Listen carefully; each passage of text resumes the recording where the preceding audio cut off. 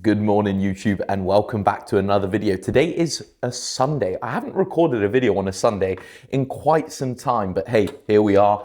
First time for everything. Well, it's definitely not my first time. I've done it before, but I just haven't done it in a while. We are currently making our coffee using the Nespresso machine there. I'm absolutely obsessed with it at the moment. I've just gone with the double espresso almond and vanilla with a like B6 supplement inside of there, something along the lines of that. And I'll just take you through a bit of my morning routine. Sundays are a lot chiller for me. Like there's not as much work. Yes, I am still working, but it's not as intense of check-ins and stuff. That's all done Monday to Saturday. Sundays, just a bit more of a relaxing one where quite a few consultation calls, admin-y bits, setups for clients, things along the lines of that, and things that I need to sort out just for myself with my normal day-to-day life. But this is what I do first thing in the morning every single day. So we've got 10 grams of creatine and 10 grams of glutamine inside of this little shaker cup, which I then fill up with water, pretty standard, and I drink that. As well as that,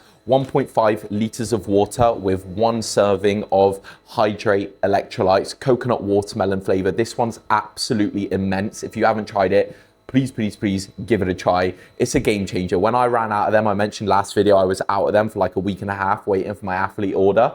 I don't know how I functioned, if I'm honest with you. No, obviously it's quite easy, but I just missed it a lot because the way it makes me feel in the morning, it just gets my bowels moving as well. I feel hydrated right off of the bat. It's like during my workouts as well, I like to use a scoop there. So I feel extra hydrated during my sessions, and ultimately that gives me a better pump. So I enjoy it a lot. So inside of there, we've got we've got the one scoop of electrolytes, and then I will also be taking half a serving of cardiac stage 2 by Engineered Muscle. If you want to buy any supplements from Engineered Muscle, the only code I know is my coach's code, TIN10. So if you want to, feel free to. I think this is definitely something that should be a staple for people who are enhanced, is some sort of cardiac support. It's really important because at the end of the day, you don't want to damage your body. You don't want to damage your heart, right? And then also 2,000 milligrams of vitamin C. So that's the first thing I take every single day fasted. I'm completely fasted right now. Woke up not too long ago and I'm just about to make meal number 1. I like to eat a little bit early on rest days, just breaks my day up a lot better. And obviously I'm not training as well, so we'll get those down the hatch. And I don't think there's much else. Let me sip on these and I'll catch you when I'm done. Just realized I gave my coach a shout out, but I didn't shout out Perform. So anything that you saw there that was by Perform Nutrition, the electrolytes, the glutamine, the creatine, all of that stuff, that is by Perform Nutrition. And I am sponsored by them, so shameless plug. You already know, if you click the link in the description, it does directly support me, and then you can chuck my code Mikey for 25% off of your order. And by the way, the support has been absolutely bonkers as of recent, so thank you guys so much. All of you sending me screenshots of you using the link and the code, I appreciate it a lot. What I will say as well, last video, right, and the video before that, the likes, Jesus, I didn't expect that whatsoever. I think I said in them like, oh, let's see if we can hit 100 likes. I'm pretty sure we're almost on 100 on the one previous, and then previous before that, we hit over 100, which thank you guys so much. The YouTube's been doing absolutely fantastic, and I got a really cool message on one of the videos. I think it was a video I posted 2 days ago where someone's like, they watched Joe Gann pre-workout, they watched Darren McNamara or post-workout, and then they watched me pre-bed, and I screenshotted it and I tagged the both of them on my story, and Darryl was like, who needs insulin and something else when you've got me and Joe, and then Mikey pre-bed growth hormone, which was pretty cool because I love watching them. They're my favorite YouTubers at the moment, if I'm completely honest with you. I literally watch Joe Gann, Darren McNamara, and then some random other bits, mostly podcasts, if I'm completely honest with you. And yeah, it was a pretty cool comment, and you guys were just saying really nice things, and I was like, oh, do you know what, massive smile on my face. It definitely made my Saturday and my Friday a fantastic day, seeing all those comments come through, so thank you guys. But in terms of my coffee as well, I don't know why I'm taking you through like a bloody coffee tutorial, is I just pour some extra hot water in there because yes, I do like espressos, but in the morning I like to sip slowly on my coffees. And then what I'll do as well is I'll get some flavor drops, vanilla flavor drops, of course sugar-free, and then add like 4 or 5 drops in there. just to get a little bit of a sweeter taste, because I do like my coffee sweet. Yes, I like them black and strong sometimes. However, today fancied it a bit sweeter. So, oh, almost spilt that. Really, really good. Fantastic stuff. So, kettle off, boom, boom. Gonna get some steps in, reply to a few client messages that came through over the night. I've already got back to most of them. And it'll be the case of start making meal number one. Today's video, it's going to be a bit of a different one. There will be a bit of food involved for you guys that love the food, but it's not going to be a direct full day of eating. I've got a big Q&A, so I posted a Q&A on my Instagram story. Got a load of questions, so I'll go over them. And then also there's a topic that I want to go over in terms of how I manage off-plan meals in the off-season. During dieting phases, I don't really have off-plan meals, but I will touch on that, like, because most of the time when I'm dieting, I'm in a prep, so there is no chance for off-plan meals. But what I would do if I was doing like a mini cut and I wanted to fit like a, you know, someone had a birthday, I wanted to fit that in, I shall take you through what I'd do there. And then also just me prepping for the week, like getting my supplements all organized, like setting myself up for a successful week, especially being this deep into the off season. We're entering, well, we're in week number 16, so it's been a long time. And, you know, I've only got 2 more weeks left before my hair transplant surgery. So I want to make these 2 weeks count, every single ounce of it. And I will also take you through my push and arm session that I recorded on Friday that I don't think I've ever uploaded on YouTube. So I'll take you through that. But that is the start of the video done. Hopefully you enjoy this one because it will be a bit of a different one, but I really wanted to record today. I had the itch for it. So don't forget to like and subscribe. Let's see if we can hit 100 likes on this video too. And comment down below, because it was really nice seeing a couple faces and a couple names and usernames I haven't seen before. So do it again. I'd like to say hi to you and have a little conversation, all right? Take it easy. Catch you when I'm done with meal number one, which is relatively boring anyway. Meal number one is all ready. I'm actually going to put it all together for you guys so you see how I create it, because it's the most extravagant meal you've probably ever seen in your entire life. Let me bring you a bit closer. It's definitely not very extravagant. Right, first things first, where is my spoons? Right, I have no clean spoons. That is a lie. There's somewhere in here probably. I just haven't emptied out the dishwasher. Standard me. Right. Eggs are all cooked. I literally do it with fry light, 100 grams of egg whites, 2 large eggs, and I put the lid on top and just wait till it cooks. Honestly, I don't have the patience nor the skills to get perfect yolks every single time. So kind of giving up on that. They always end up relatively hard cooked or whatever the saying there.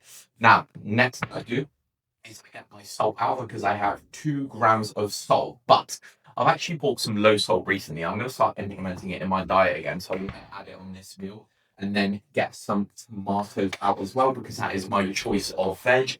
And in the air fryer, I have got 2 beef fins all cooked up in there. So I will be using those. Right. First things first, salt is going on. So normally one flat spoon of this is a 1/4 teaspoon, is roughly like 1.8 grams worth of salt. So what I'll do is I'll actually get rid of a little bit of it, so it's a little bit less pink salt. Sprinkle that on top of here, get a little bit everywhere. Boom, boom, boom, boom, boom, boom, boom, boom, boom. I don't know why I'm making these sound effects, but it does not matter. There we are. So that's probably like 1.2 grams of salt. I'm not going to be too crazy on the salt intake. In terms of too strict, because realistically it doesn't matter too much for me, at least because I'm pretty consistent. A fluctuation here and there won't matter. 100 grams of tomatoes going on as well, and I just have them like how they are, because once again it saves me a bunch of time not having to prep them. Now, a little tip for you guys out there, honestly, this isn't the most optimal thing. However, it's just made this meal a lot more enjoyable for myself. Normally I have sourdough, but whenever I have bagel thins, because I had some bagel thins left over, so I'm just running through them before I do make the switch to sourdough fully, because I just don't want them sitting in my freezer. I want to save up space, and I'll be over fully to sourdough. But what I do, bagel thins get extremely dry when you toast them, so I spray a little bit of this fry light buttery spray, and essentially it kind of mimics butter in a sense. Now, I would not recommend this if you've got some sort of digestive issues, because essentially it's just a chance of making them worse, and that's the last thing I'd want for you guys to have even more problems. But I know, based off of previous experiences, this is absolutely fine for me. If I was dieting or if I was in a prep, I would not go anywhere near this. However, in the off season, it just does make it that little bit more enjoyable for me. And what I'll do is on the thicker pieces of the bagel thin as well, I'll sprinkle a little bit of potassium or low salt on there as well, just so a little bit more flavor. And that will be pretty much it. Is that the thick one? No, this is the thick one. Get that on there. And that will essentially cover my salt intake, probably a little bit under, a little bit on the tomatoes. Perfect stuff. Put that away, something here, boom, and that is meal number one all complete. I will actually get some ketchup out as well. Do I want ketchup or do I want sriracha? I want ketchup, right, the ketchup's going to be the one. Also, actually, up here, I've got like 4 of these. If you don't know what these are, please get to know. These are a Polish brand of ketchup. I don't know how to pronounce that, even though I am Polish. I'll give it a try. Pidlishki, I think that's it. So that's ketchup, 0 added sugar, okay? So it's the exact same macro as the Heinz no added sugar one, right? And that's always expensive and it comes in the really small bottles, because if you get the bigger one, right, the Tesco one, the macros aren't the same, and the 50% less Heinz one, the bigger one, is also just a little bit more high calories because it's 50% less. However, this is like £1.70 and I can never find it. So whenever I do find it, I stock up and I've got 4 of them in there. So that will last me a good chunk of time now as well. What I'll actually do is I'll put these to the side a second. I'll put them back in here. And then I will get some ketchup on the eggs because it just makes it a lot more enjoyable. Ketchup and eggs is one of the best combos you can bloody have. There we are. That'll do just a little bit. And that's going to be my meal number one covered. Nothing too interesting, nothing too crazy. It's enjoyable for me, gets the job done as well. And then basically, I am going to take you through my push and arms workout. And then I have decided also I am going to go on the sunbeds because my tan is fading a little bit. And I want to go maybe 2 or 3 more times before I actually get my hair transplant. For the fact I'm going to be locked indoors for like a month pretty much. And I will get very pale just as I did last time. And I'm not going to make the same mistake. So top up on the tan and then get the hair transplant surgery. But there is meal number one, no macros or calories. I literally posted the full day of eating rest day like 2 days ago. But I'm just kind of taking you through my daily routine. Right, catch you in the workout breakdown. Okay, I promise the next clip is going to be me reviewing the training, but I've just got back from a nice little walk, went and got myself a Monster Ultra Strawberry Dreams. If you guys have been following for some time, you know this is probably my number one at the moment, and I know that's a hot take, but I absolutely love it. The strawberry laces flavor, elite. It just does taste of strawberry laces. Anyway, I've got my meal number 2 here, which is, you've seen the rest day, right? Rice, chicken, peanut butter, and sriracha on top. That combination, just look at that. Very aesthetically pleasing, and it tastes phenomenal, right? Really, really good. I've got 2 of these meals today. Probably not going to take you through the next one because it is the exact same. But I'm also going to be taking my daily supplements, and I believe, oh, look at that. Because I log all of my supplement taking, I forgot to take yesterday's supplements, which at the end of the day isn't too much of an issue. However, it's not ideal. So I'm probably going to double up on some supplements that I know I can double up on. But today is a Sunday, so I will be taking all of those ones there. And it's actually a good reminder because yesterday I was actually just busy, right? And it completely slipped my mind. This is why I always like to take it with either the first meal or the second meal of the day. On rest days, I wait until the second meal because my first meal isn't as large. Training days, first meal is fine because my pre-workout meal is really, really big. But I've taken you through these supplements as well. I'm going to take those. And also what I'm going to do is after I swallow these ones, I'm going to show you 2 very, very cool transformations. So essentially, somewhere up on here to the right or left, depending on how you're viewing this, because on my side it's to my right, but for you it's to the left. I don't even know why I'm saying that, is you'll be seeing Jamie's transformation and Dan's transformation, which are both absolutely phenomenal. Now, the reason I'm popping them up is not only, yes, they are fantastic transformations and they should be very, very proud of themselves. It's been an absolutely immense journey, but just one topic is that a lot of people think coaching is only for fat loss, right? Most people join a coach to get ready for a holiday, maybe just a prep, or just to lose a little bit of body fat.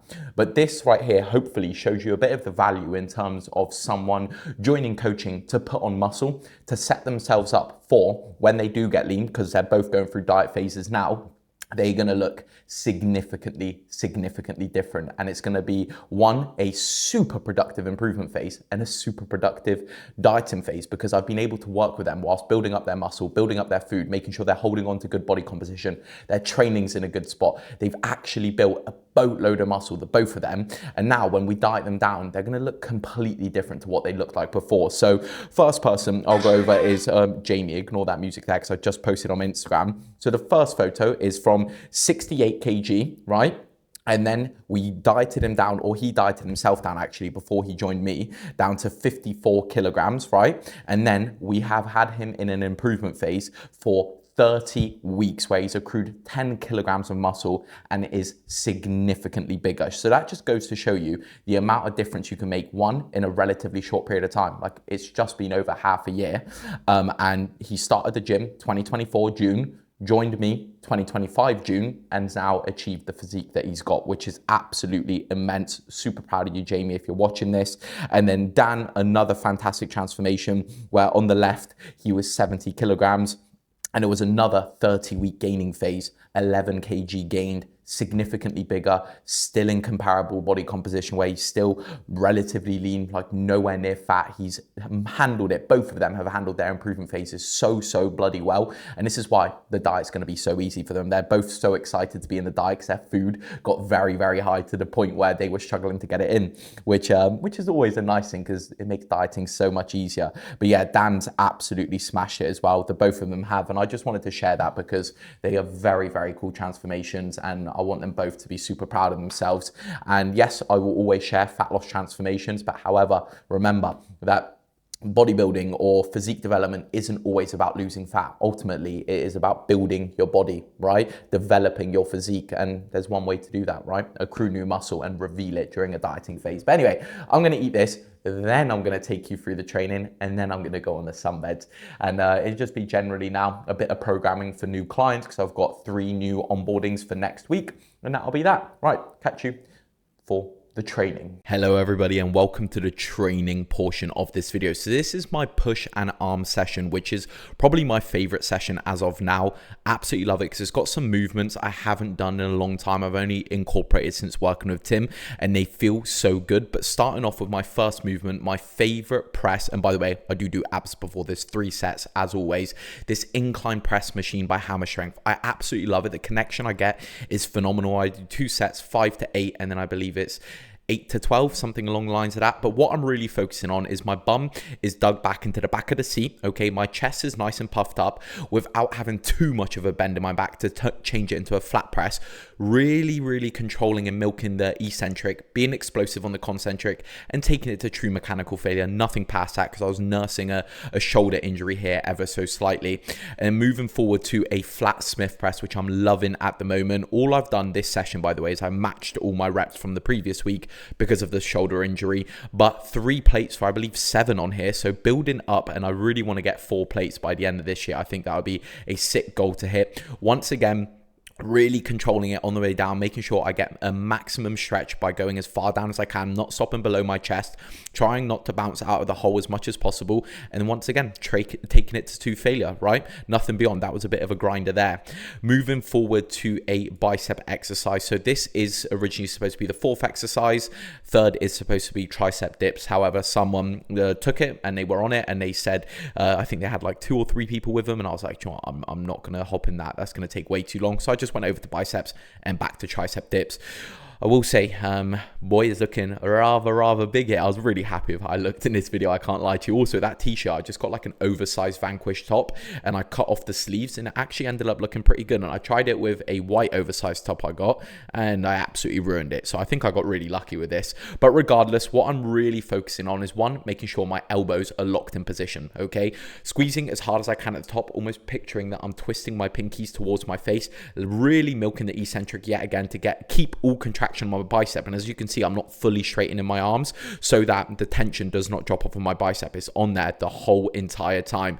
Once again, true mechanical failure, okay? So I'm not taking it anything beyond that point, and I'm not trying to cheat any reps, and I will do a couple half reps if I think I can. That's pretty much that.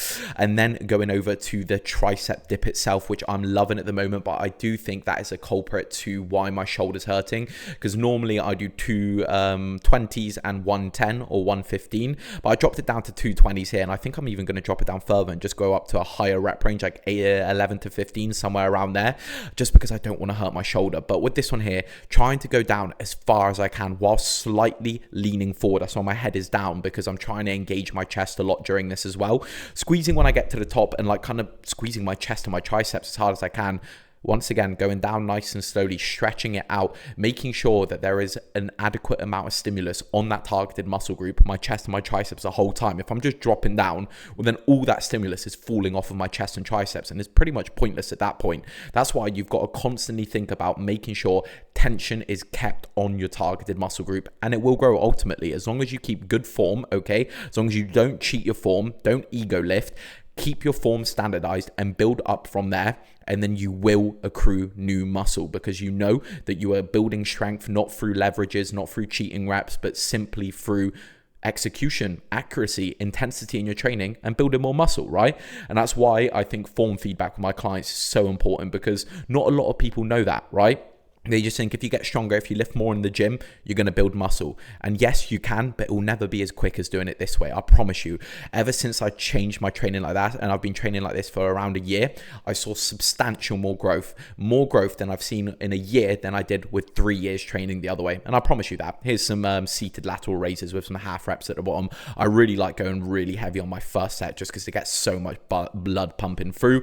Moving forward to a tricep push down. With this one here, what I'm really focusing on is that my chest is almost over the actual handle itself, because what you don't want to fall into the trap of is essentially making this movement a tricep extension, right? Where you're kind of letting it go out and like a semicircle in front of you. You want to be able to push down and dig into it, right? And then let it push you back up, okay? So that's when my elbows are flaring out a bit, and then I switch and rotate which side my head is on the actual cable. So in case it does create any imbalances, that's what I'm doing. But yeah, like condition is holding as well. I'm really happy with how I'm looking. But then today, like I was editing a bit of this video as I go along, I'm looking at my face, I'm like, damn, my face is getting puffy. And simple, right? I'm deep in the off season. I've got to embrace some moon face. Yes, I'm probably not going to be very good looking for some time. However, when I go into my dieting phase, it's going to be a completely different thing. I'll get my sunken back face. This is the heaviest I've been in my entire life, natural or not. This is the heaviest I've been. So of course I'm going to look different. But in the gym, when I get a pump, I still look relatively lean and relatively vascular. But then if I'm not in the gym, trust me, I don't look good. The abs are barely visible and the face is chonky, that's for sure. But it's just a part of the process, and I know a lot of it's in my head. Dumbbell hammer curls. Do I like this movement? No, not necessarily, but I think it's a staple and I like to keep it in. I do rotate between hammer curls and rope hammer curls, because I think those I get a fantastic engagement on. But every once in a while, I think dumbbells do feel great. It's just I do end up going heavier than probably I should, because I run out of breath more than I do running out of tension on my biceps. So if I try get, 10 per arm or more, well, then I'm out of breath. So I really try to go a bit heavier and milk the heavy weight whilst making sure my form is really, really good. If you want to swing about less, I'd recommend sitting down. That might help a little bit. But with myself, I feel so much engagement on my bicep during this movement here. So I just do it, right? And ultimately, if it feels good for you, that's all that matters at the end of the day, because there will be people that tell you that this is better, that's better, this is better, but no one's body's like you. And that's what is important. If you're a coach as well, remember that none of your clients' bodies are the same. So what might work for this client might not work for this client. That's super, super important to remember. And you've got to be able to adapt for those individual situations, because then otherwise you're not going to get the results you expect, or your clients are going to think, what's going on? And that's when someone asked me, Mikey, can you name one of my clients' plans? No, I can't.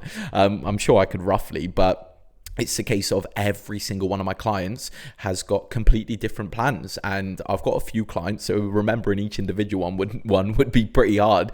And it's a case of like, yeah, maybe you set up a baseline and then you adjust it from there. But rear delts here, really focusing on getting a big squeeze at the back and then controlling it on the eccentric. That's the main thing that I focus on. And then going over to some posing, pretty happy with how I'm looking. Like I said, conditions in a good spot, feeling the biggest I've ever been for sure. I definitely need a massage on my lats and my shoulders, shoulders because it's so hard to go into a side chest, a back double bicep, a lat spread. Like, it's really, really hard to open up for myself. But hey, enjoy the rest of the posing. I'll catch you in the next segment of the video. Okay, it's time for the sit down video portion of this video. I don't even know what I'm trying to say. So first topic I actually want to cover in this video was a comment that I got underneath one of my previous videos, I think like 2 videos ago. Anyway, it was about how I manage off-plan meals, and I'm going to kind of tell you how I manage off-plan meals for myself and for my clients, because some clients are in dieting phases, some aren't, some are in bulking phases. I'm in a bulking phase, but obviously there are differences between clients who are doing lifestyle dieting and myself who's looking to be a bodybuilder, right? Compete in bodybuilding shows. So it differs quite a lot. Now, first thing I'll say, if you're on prep, a bodybuilding prep, the likelihood of fitting in an off-plan meal is very, very, very low. So that's what I've got to start with. It depends how far ahead you are, if you've got any other shows planned. Most of the time, I would say if you're in a prep, off-plan meals are completely off the cards. Like, a lot of my clients competing this year, what I've told them is some of them are starting prep now. So I said, hey, go have a nice little cheat meal before prep starts, enjoy yourself. And to be honest, they're all at the end of their improvement phases anyway. So they're pretty fed up of food, but I just tell them, look, go have it because you'll regret it later at the end of prep. When it does come to when you're dying, you're gonna want that off-plan meal. You're gonna regret not having it. But I'll start with myself, what I do in terms of off-plan meals. And essentially, I calorie bank. So I don't restrict myself the next day. So that's one thing I'll start off the bat. You should never have off-plan meals and restrict yourself the next day or punish yourself by doing more cardio or more steps or lowering your food, right? You don't want to do that. Yes, it works. However, it reinforces bad relationships with food, and it can ultimately lead to a negative aspect when dieting in the future, right? Because ultimately the next day you're going to be really, really hungry because you had that big spike of food and you would have felt what that feels like. And then the likelihood of you going off with a diet or even potentially binging is much, much higher. Whereas if during the day of your cheat meal, you kind of pull back food a little bit, you've got something you're looking forward to. You've got an off-plan meal that you've accounted for, and then essentially the next day you just get back on track and it'll be like nothing would have happened. So that's an approach that I much prefer for myself, for my clients. So for example, yesterday I had a cheat meal. I should have recorded it for you guys, but with me, I don't necessarily have cheat meals. They're more like homemade food in a larger portion because I really enjoy what I do. But every once in a while, like the only time I'll really have cheat meals is if I'm meeting friends, if I'm going out for food with my family for birthday, Christmas, New Year's, things along the lines of that, celebrations, right? If I had if one of my clients was in a relationship, for example, I would tell them, yeah, of course, like you can go out for food. It's something we can make a part of your plan. But for me, generally, it's just like, oh, I just like a bit of freedom once a week, maybe once every 2 weeks on my own diet, just to keep things a little bit more refreshed and reinforce a mindset that it's okay to enjoy myself a little bit, because I have fallen in the trap where I need to be super extremely locked in, and then it kind of makes me anxious when people invite me out for food or things along the lines of that, because I know how good it makes me feel when I'm on my diet and that feeling of being locked in. But anyway, what I'll do is, for example, I've got 5 meals throughout my day. Meal number 5, I will make my off-plan meal. The first thing I'll do is, right, okay, what am I having for an off-plan meal, or how many calories do I fancy, right? 1,500 calories, let's say, for example. It could be 2,000, it could be more, right? Whatever I fancy that day, I'm okay with. I don't care about the repercussions of eating more food in one singular sitting, because I am okay with it in the long run, right? That's something that I'm fine with. I might understand that the next day, my digestion might be off a little bit, weight might be skewed a little bit, but in the grand scheme of things, everything will even off. So I'm personally okay with that. And what I'll do is on the app that I use for all of my clients, I've got an account there for myself. Obviously, I'm coached by someone else, but I implement meal number 5, off-plan meal, 1,500 calories. I don't care about the macros in that off-plan meal whatsoever. It could be all fats for all I care. It never is. It's mostly carbs. And then what I'll do is I'll have my meals 1 through 4, and I'll backtrack and remove things like fats, carbs through a couple of my meals, maybe have a carbless meal, or maybe sometimes even remove 1 full meal, so that my total calories for the day still equate to my actual target for the day, right? So ultimately, I'm not in a any more of a calorie surplus.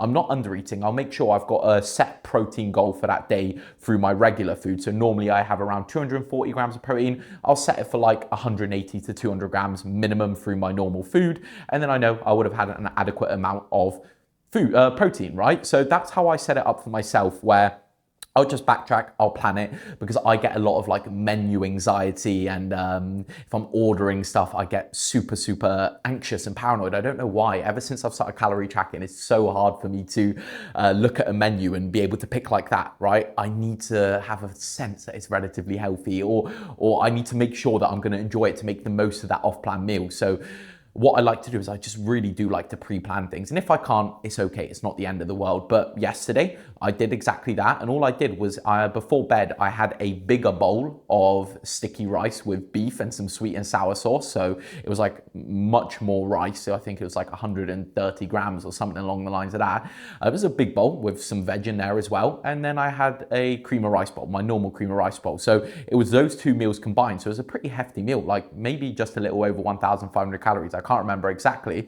Predominantly carbs, very little fat, and high protein. But I really enjoyed that, and it filled me right up, and it kind of got rid of that sort of feeling of like, oh, I need a Domino's, I need a McDonald's. Oh, well, I'm full and I've ate healthy food. I feel really good. Ultimately, for me, I love that feeling of enjoying the food and having a bit of satiety with it as well, because my appetite's still really, really high.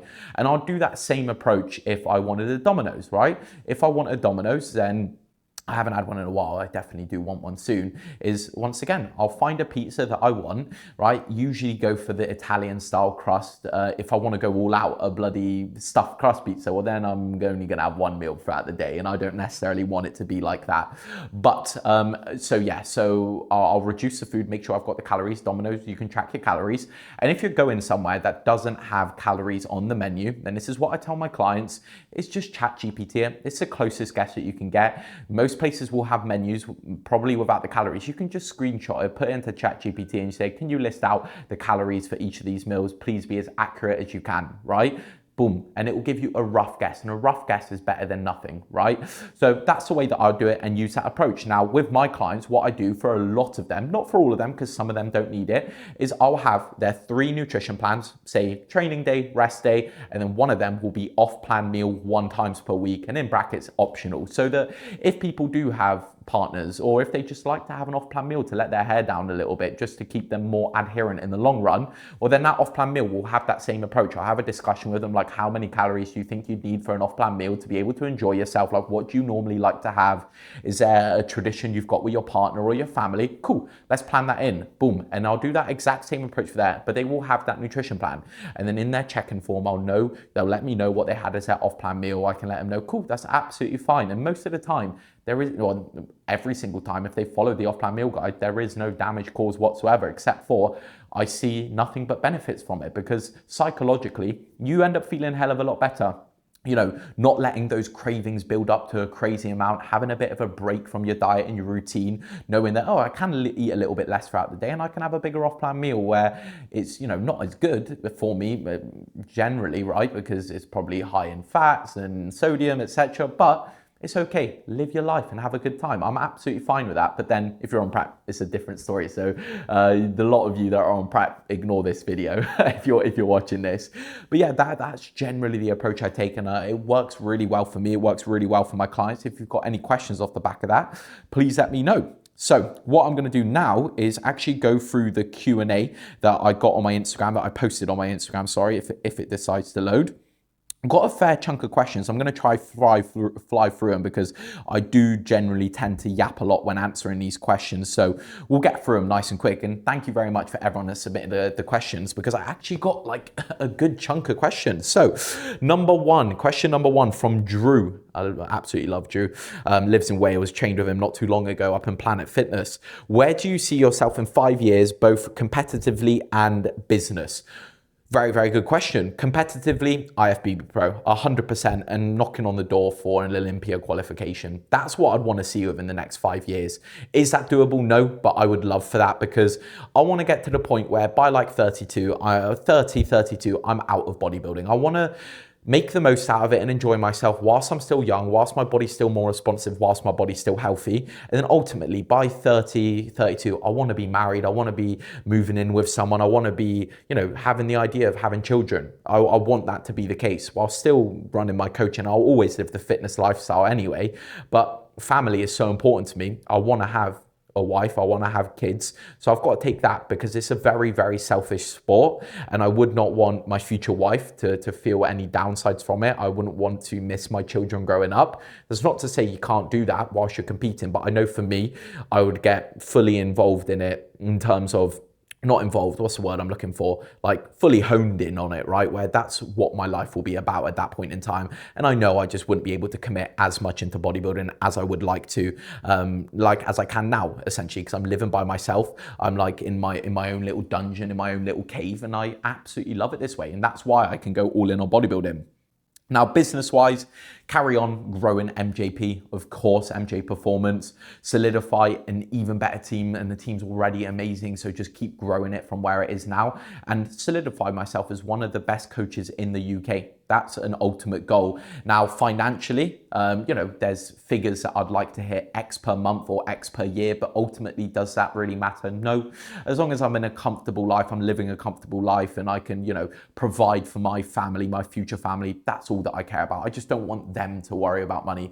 For me, for all I care, I can just live with the bare basics. I don't really care about any flashy things whatsoever. I wear a lot of the same clothes every single day. I just wash them all the time. I eat the same foods. I'm very, very basic. And, I'm in a 1-bedroom flat. It's absolutely fine for me. Like, I don't need much more than that, but I want my family to be able to be very, very comfortable. And then also, like, business-wise, I guess social media comes along with it. I really want a clothing sponsor, which I have no doubt I'll get within the next 5 years. I want to, bloody hell, like 200,000 subscribers on YouTube by 5 years. I set that as a goal. A Mustia, any advice for someone starting uploading long form content?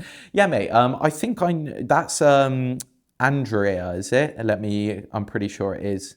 Let me see. Yeah, I think it's Andre, yeah. I've met Andre. He competed not too long ago in the WNBF. I saw him compete. So congratulations on your recent season, mate, and hope post-show is going well. But advice for long-term, long-form content is honestly, just stay consistent with it. It's just like everything. You will get better at it. Go to the start of my YouTube and watch the first video I uploaded.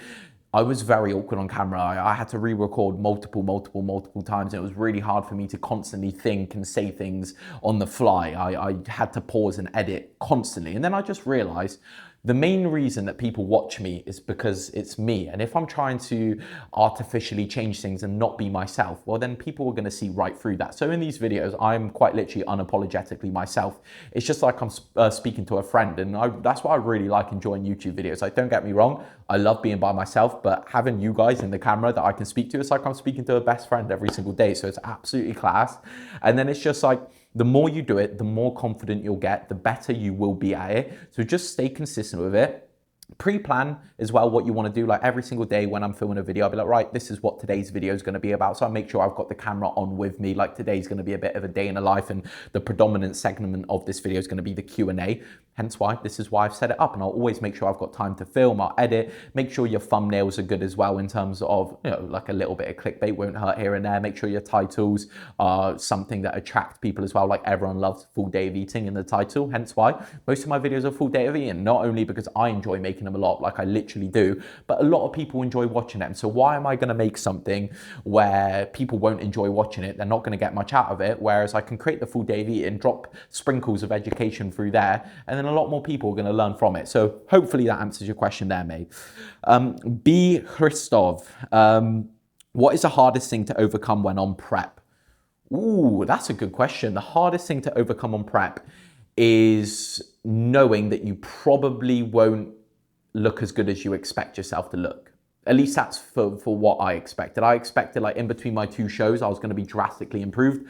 I wasn't, like, drastically improved. I was slightly leaner, but then also, I think the hardest thing to accept for a lot of people is everyone wants some silverware. Everyone wants to win. But the one thing that's out of your control is who's going to show up on that day. You never know. There might be an incredibly muscled individual from abroad who's got into phenomenal condition, and then there's nothing you can do about that. But what you've got to do, and what I would say that my best tip on everyone on prep, is make sure you tick every single box. You nail everything you need to do on a daily basis, because then if prep ends and you don't do as well as you wanted to do, or maybe you hoped to do, well then there's no one to blame whatsoever, except for you just need more time. Because if you don't tick all the boxes, if you don't nail everything, well then ultimately you'll be like, wow, maybe if I didn't cheat on my diet that one day, I could have done a bit better.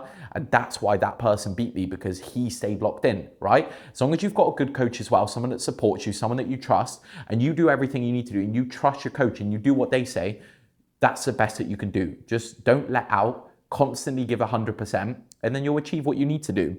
And then also the second hardest thing or third hardest thing post-show or on prep is just post-show. Get yourself ready for post-show. It's the most important thing to nail. Promise you. You hear all these things, how hard the reverse is or the recovery diet, and people just binge in post-show.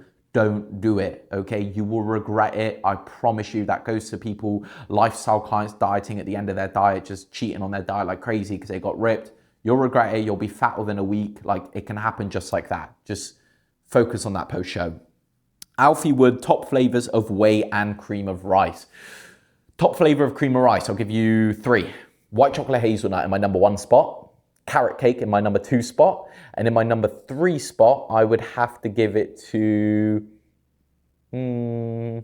let's do chocolate brownie batter. There we are, that's a bit of a different one. Whey, sweet and salty popcorn, number 1. These are all performed, by the way. Code Mikey, 25% off, link in bio. Sweet and salty popcorn, I would say in 2nd spot. If I am completely honest with you, it's gonna have to go Cherry Bakewell. I absolutely love Cherry Bakewell. I would recommend trying a sachet of it first before you commit to it, because you might not like it. I absolutely love it. And then 3rd place is gonna have to be, that's a tough choice. I will give it to, man, it's too hard to pick. Chocolate brownie batter, Dubai chocolate, baklava, cookie dough. That's unreal, cookie dough. I'll give it to cookie dough for number 3. There we are. Moving forward to, I've just lost all the questions because I clicked on my phone. Nice one, Mikey. But yeah, very good questions. Thank you, guys. I appreciate it. And moving on, we are on to the next question, which is, I'm just trying to build some time. Best habits you've deployed for good sleep? That's a good question, mate. So a couple, first and foremost, is wearing a sleeping mask where, like, I'm dieting because it's really hard for me to fall asleep. So I'll wear a sleeping mask. I won't watch TV. I'll listen to podcasts before bed with a sleeping mask on, boom, or like some story or something along the lines of that. Secondly, blue light blockers, 2 hours before bed or an hour. When I'm eating my final meal, blue light blockers go on just to essentially promote the release of melatonin a bit more. And blue light is essentially, well, it keeps you awake, right? Third thing that I would say is, what could I say? Just trying to think, what else do I deploy? Right, actually, the biggest one is no caffeine past 12. I don't have any caffeine past 12, so I completely cut off my caffeine intake past then. Maybe I'll push it to 1, the absolute latest, but essentially it means that I've got a solid 8 hours before I go to bed that I'm having no caffeine whatsoever, because I'm in bed at sort of 9 p.m. every single day, and all caffeine is finished by 100%, and I don't do more than 2 caffeine servings per day. That's really important as well. And then last but not least is create a routine, same bedtime, same time waking up. And if you are really struggling, sleep supplements help a lot as well, like Perform have a fantastic Relax hot chocolate and the sleep capsules as well. They both work very well, and I incorporate both of them on a pretty regular basis. Xavier, hi Mikey, what movement in the gym would you say is your most impressive in terms of weight? As of right now, probably my pendulum squat and my hack squat.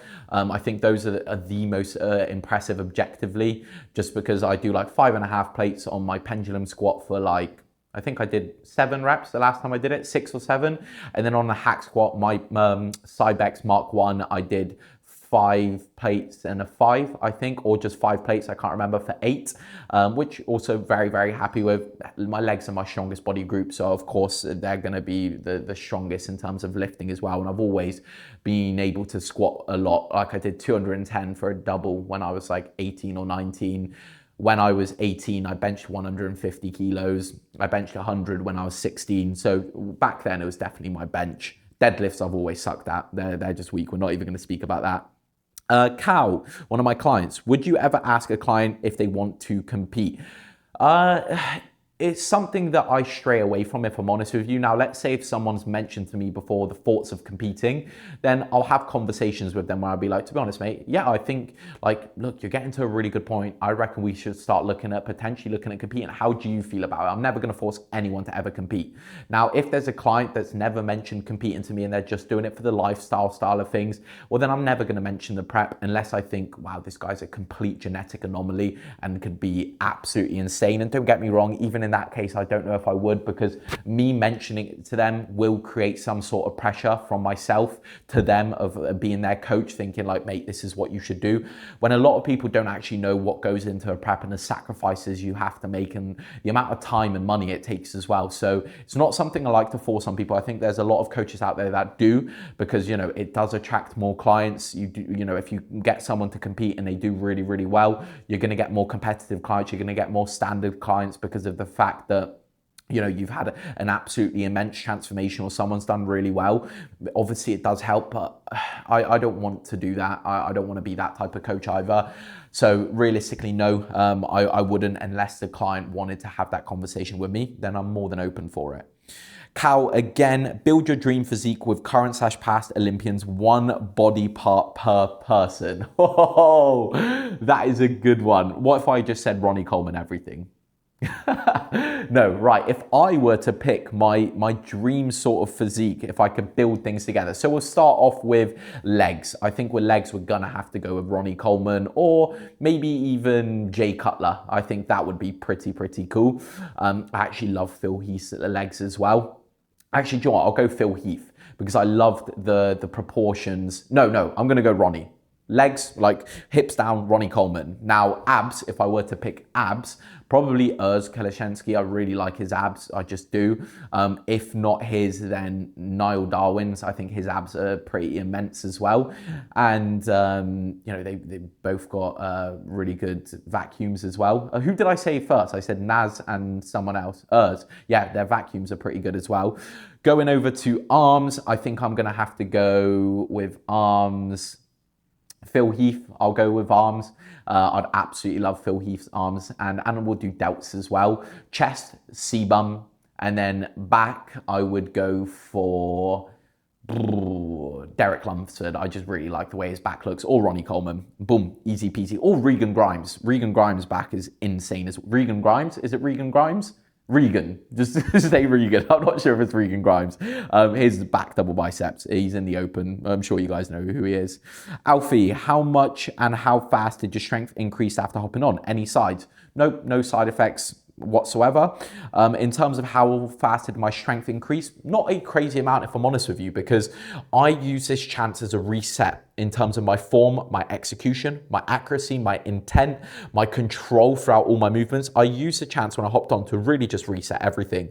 And ultimately, my strength hasn't increased loads, but what has is my execution of the movements, which ultimately is going to lead to more gains, especially what I was speaking before. So yes, I have seen a strength increase, but not as crazy as the one that you'd expect, because I'm not rushing things. I'm milking eccentrics. I'm taking my time. I'm getting the most out of as little as I can, both in gear and both in training and both in and triple in food.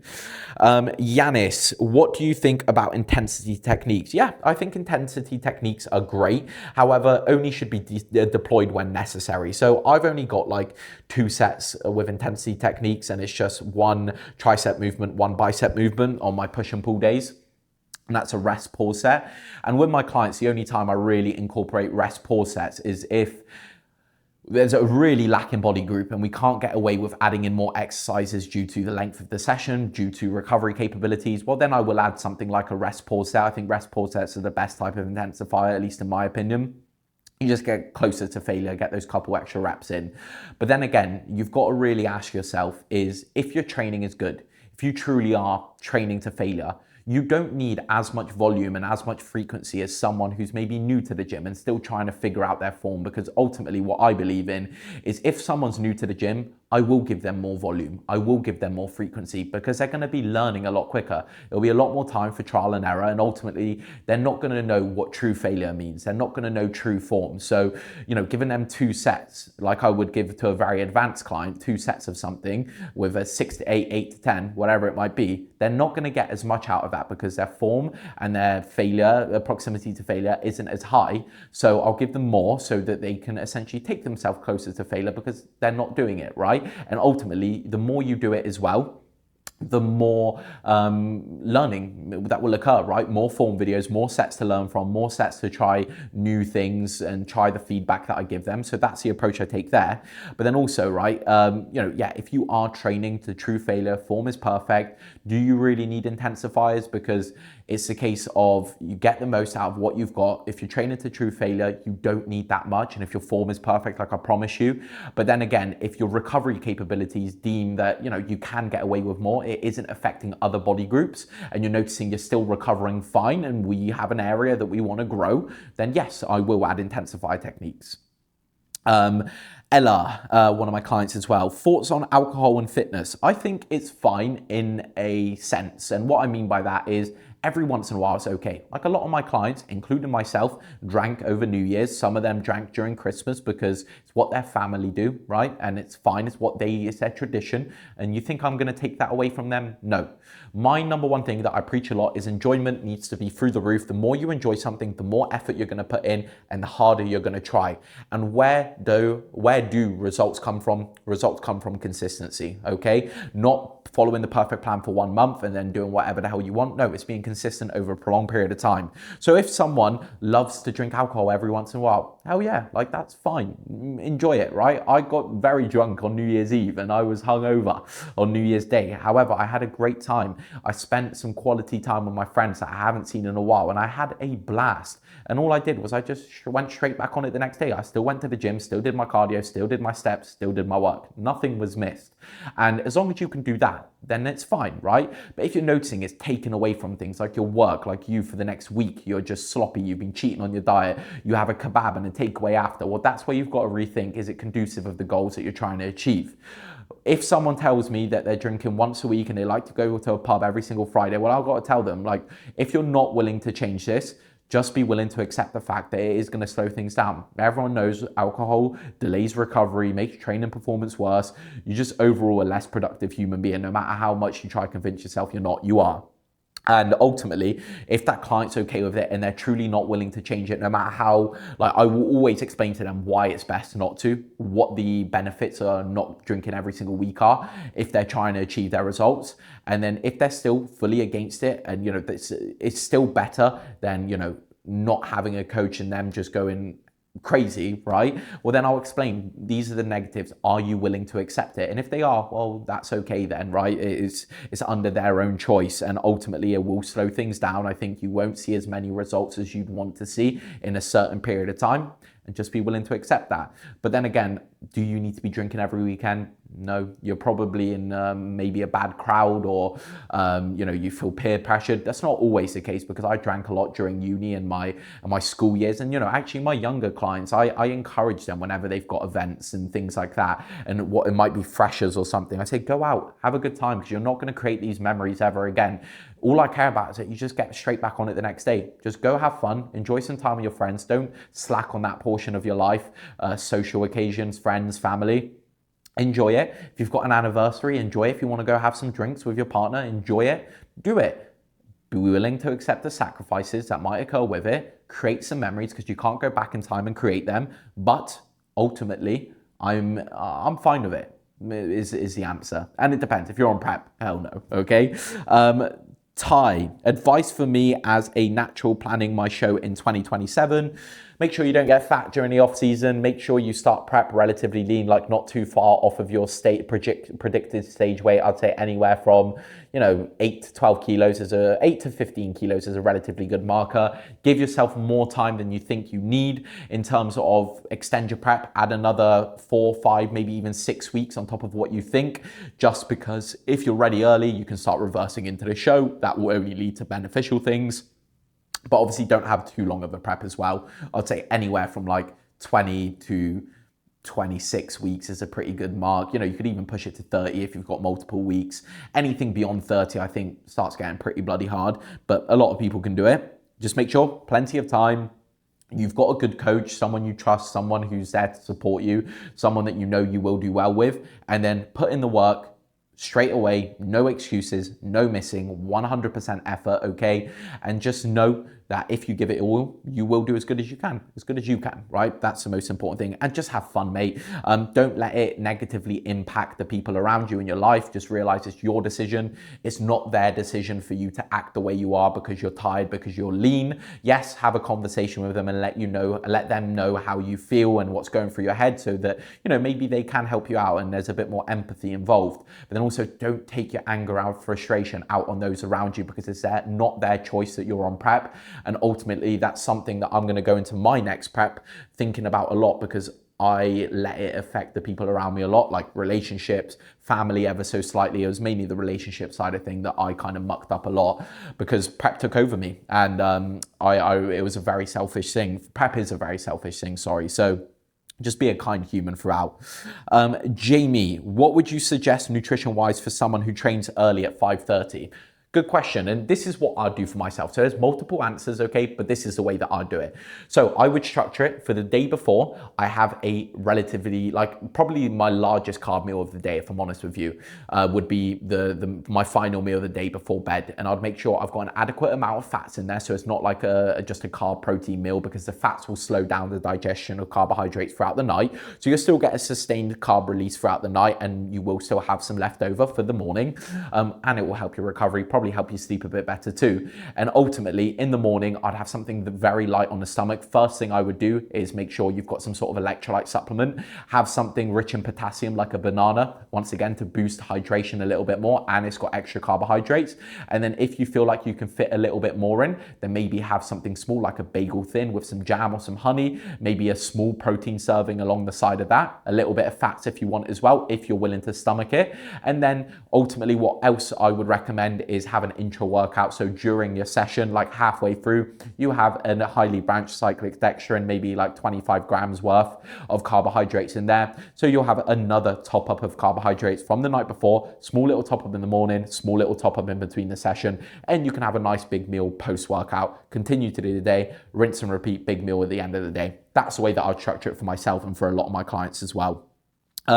Last question by Alice. In the off season, how much of a surplus should you be in over maintenance? So it's almost like saying how long is a string, right? It really, really does depend. Experience levels, how long you've been training, how much body mass you've accumulated, like muscle mass, whether you're natural or you're not. But generally, enough to give yourself a rate of gain where you can have a prolonged period of an off season without getting too fat, okay? You want to stay really lean for the first portion of the off season, okay? And then, nearer to the end, you will accumulate some body fat, but you don't want to be fat at the end of it because you don't want to have to go into a bloody 4-month diet to pull that fat off. You want to be able to diet within 2 months, get it all off and go back straight into gaining. But if I were to give you a rough answer, 150 to 300 calories over maintenance, depending on your experience. I think if you're less experienced, you could probably get away with a bit more. If you're more experienced, then I would say less is more. But then at the same time, if you're a very large individual, I think you will need a bit more of a surplus.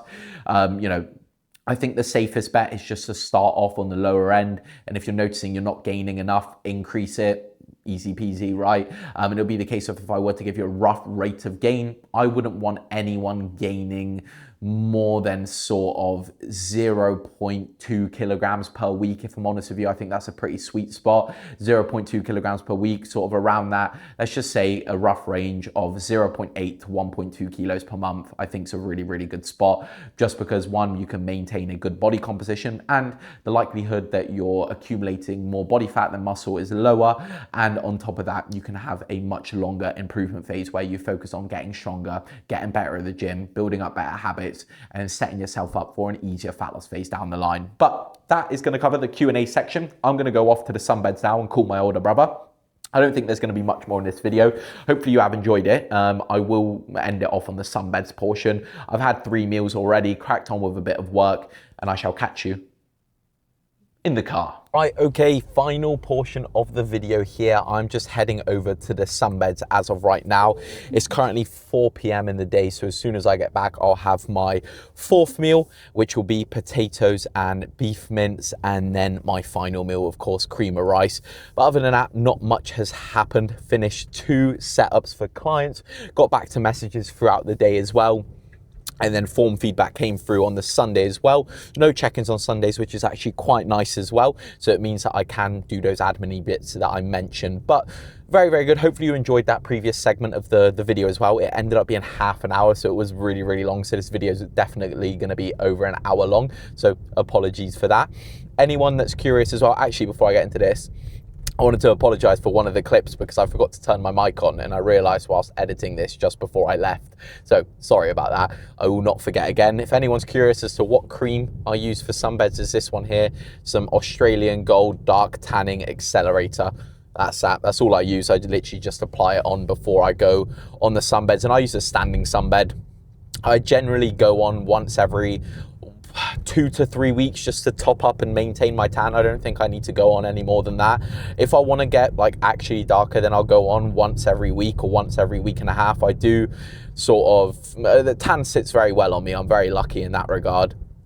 And it would just be the case if I do anywhere from 10 to 12 minutes. There has been a point in my life where I've been on the sunbeds for like 16 minutes. I think one time I did 18 minutes, but I used to know someone as well when I lived in Swansea that would go on the sunbeds for like, I think at one point when I went on with them, they did 24 minutes, I think it was, or 22 minutes. It was absolutely insane. So every time I'd go with her, I'd have to wait for ages because I'd be done. And then it'd be another like 15 minutes before she was done. That was the next level. But hey, she was tan, so I guess it worked. I would not recommend that for any of you out there. But that is gonna conclude the video. Hopefully you enjoyed it. It's a bit of a different one. You know, take a bit of a break from the old full days of eating and give you guys back some questions you may have asked on the Instagram. And if you want to ask any for next time, leave them in the comments below or head over to my Instagram. But if you enjoyed this video, don't forget to like and subscribe. As always, if you're interested in coaching whatsoever, click the link in the description and you can inquire completely for free and we can get to chatting, get after your 2026 goals. And then, yeah, next video will be probably Thursday, if I'm not mistaken, because it will be, I film my Wednesday, which will be my check-in day and a leg day. So I want to take you guys through a leg day, full day of eating on Wednesday. If there's any changes, I'll film it anyway, training day, and we go after it, and I'll give you some updated physique photos, see if my physique is getting any worse or any better. But I assume we'll have some plans going forward for what I'm doing with the hair transplant in terms of my cycle and in terms of whether I'm staying in a calorie surplus, maintenance, or a deficit, things along the lines of that. All right, guys, so take it easy. Hope you have a lovely, lovely week, rest of your day, whether it's morning, afternoon, or evening, and I'll catch you in the next one. Thank you for all the support. As always, it does not go unnoticed.